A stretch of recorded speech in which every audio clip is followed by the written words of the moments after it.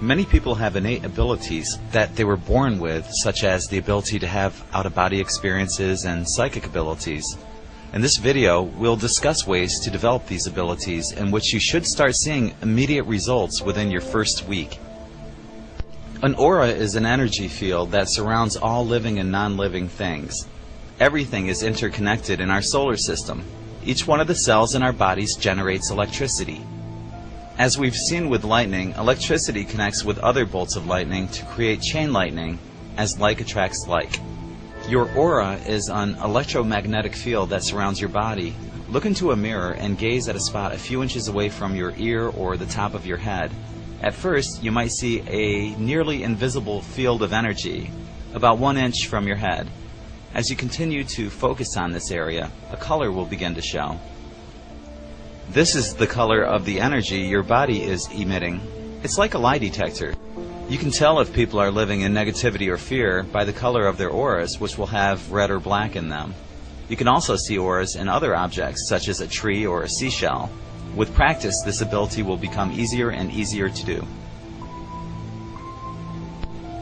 Gregg Braden mentioned a study in which mass meditation was used to measure global effects on behavior and proving how everything is connected. The results of this test showed that the act of consciousness affected behavior.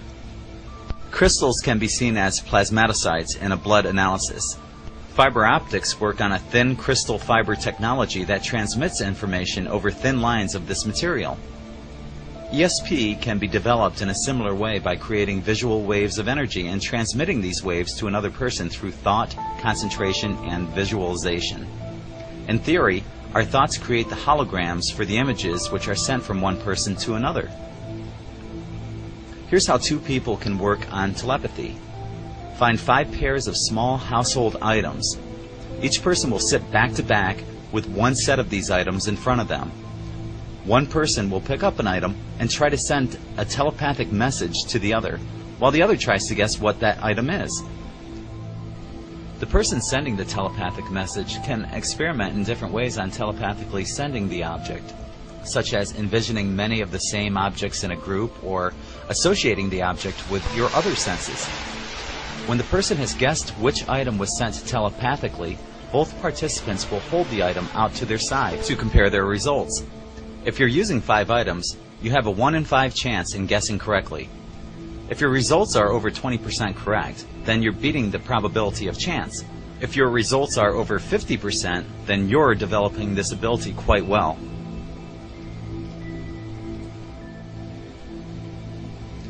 Each of us has a projective and receptive hand. Our receptive hand is the opposite of the hand that we use the most. In other words, if you're right-handed, your receptive hand is your left hand. Every color has a vibration. Red vibrates higher than black, so in this experiment, we'll be using playing cards. Try to find a blue deck of cards, because a red deck might throw you off. As I mentioned, the color red vibrates at a higher frequency than black, so with your receptive hand, you'll be able to feel the color of the suit and how many there are of that particular suit. With practice, you'll eventually be able to guess the correct color and the number of hearts, clubs, spades, or diamonds with a much higher success rate versus chance. Here's what you do. Remove all of the face cards in a deck of playing cards, then shuffle the non-face cards. Lay one card face down. Place your receptive hand over the card and move it side to side and back and forth, trying to feel the presence of the heat in that hand. For example, a 10 of hearts will feel warmer than a 3 of hearts, because there are more red hearts and more color vibration.